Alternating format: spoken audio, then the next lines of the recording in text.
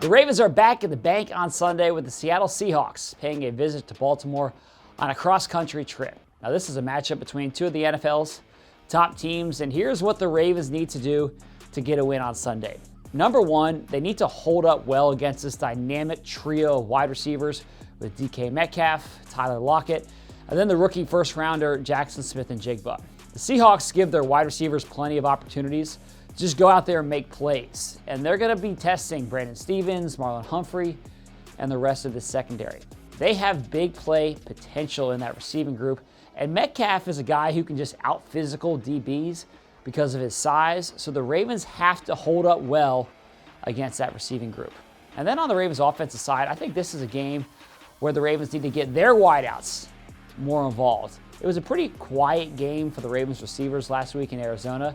But Seattle ranks 22nd in the league in pass defense. Rashad Bateman is coming on strong. Odell Beckham Jr. is hungry to get in that end zone. Zay Flowers wants to get back on track after a quiet game last week. So this could be a good opportunity for the Ravens receiving core to have a nice afternoon. And then lastly, start fast.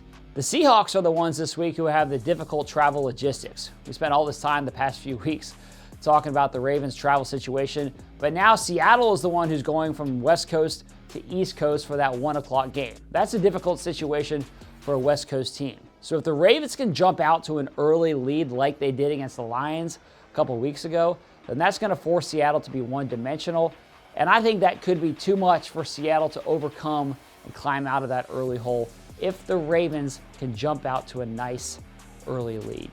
Now, kickoff is at 1 p.m. on Sunday, and we are looking forward to seeing you in the house.